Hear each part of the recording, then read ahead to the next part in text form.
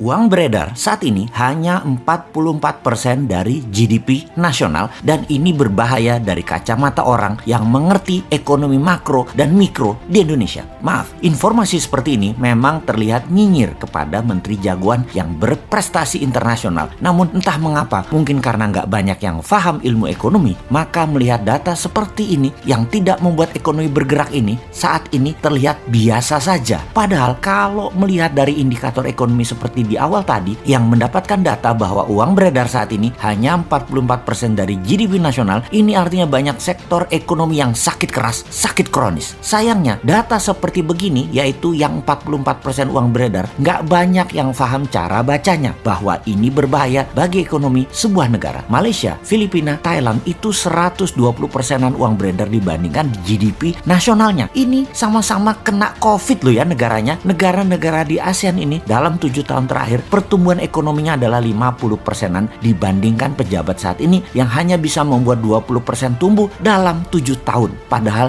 niat dan janji sucinya dulu 50%-an tumbuhnya dalam 7 tahun karena setiap tahun katanya ekonomi harus tumbuh 7%. Dan kalau semua itu tercapai tumbuhnya 50%-an. Ini harusnya ya 50%-an dalam 7 tahun. Ternyata tidak tercapai, hanya 20%. Dan untuk menutupi kegagalan tersebut, maka strategi yang dilakukan oleh yang katanya jago ekonomi dan keuangan negara tersebut yaitu menggunakan FDI, Foreign Direct Investment. Oke, bolehlah strateginya. Sekedar mengingatkan di mana nanti para new mind kalau berkuasa beda strateginya. Pakai DDI, Domestic Direct Investment. Pakai kekuatan kita sendiri dalam negeri, anak bangsa. Saat ini oleh old mind, anak bangsa kekuatan sendiri tidak dipercaya. Bahkan 4L sering mengatakan Indonesia belum mampu, jadi perlu orang Tiongkok. Heran ya, kok anak bangsa diejek tapi oleh fansnya nggak ada yang mencela atau yang kecewa. Oh lupa, punya pasukan buzzer yang selalu meluruskan hal yang bengkok dengan narasi. Bener deh, sangat jelas kalau strategi sekarang adalah cinta asing. Karena itu dipilih investasi FDI. Sekali lagi, namanya juga keputusan orang populer. Semua dilakukan terlihat benar lah. Sampai suatu hari piring kalian kosong,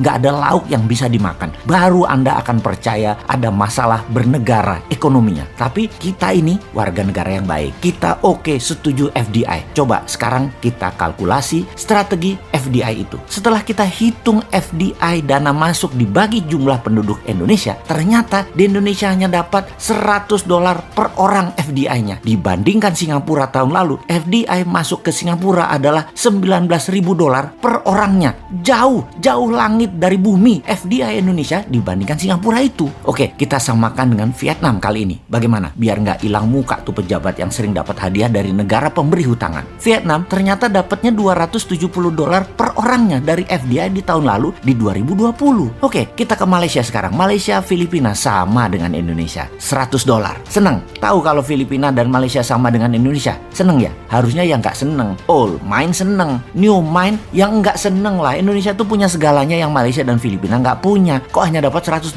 Lalu apa strateginya? Ya kembali ke klasik. Karena old mind bisanya cuma satu, yaitu hutang lagi. Oke, mau lihat dari kacamata mana indikator ekonominya sekarang? Bagaimana kalau kita lihat dari pertumbuhan kredit? Tiap tahun harusnya kredit disalurkan itu tumbuhnya 15% dibanding tahun sebelumnya. Di mana 15% itu pasti akan menumbuhkan 7%-an ekonomi. Namun, beberapa tahun belakangan ini, kredit hanya 2-3% pertumbuhannya. Ya bagaimana ekonomi mau tumbuh 7%? Gak ada likuiditas begitu. Bisa mikir gak sih ini pejabat yang berkuasa tentang ekonomi? Jadi wajar kan tumbuhnya tahun lalu minus 2%. Lalu kita sudah hampir 4 kuartal nih minus terus pertumbuhannya. Kita lihat deh di awal tahun 2021 ini deh. Minus apa plus? Kalau minus jadi 4 kali atau 4 kuartal. Ini menunjukkan kinerja ekonomi negatif. Bahaya ini kalau rakyat mulai lapar. Tapi jujur deh, saya menilai bagus banget narasi para buzzernya. Sehingga rakyat nggak sadar ekonomi ke arah berbahaya. Keren buzzernya, keren. Narasinya keren. Jadi bernegara pakai narasi ya baru kali ini. Kalau yang lain kan bernarasi pakai fakta dan pakai pertumbuhan ekonomi. Kalau sekarang pakai narasi, tapi narasinya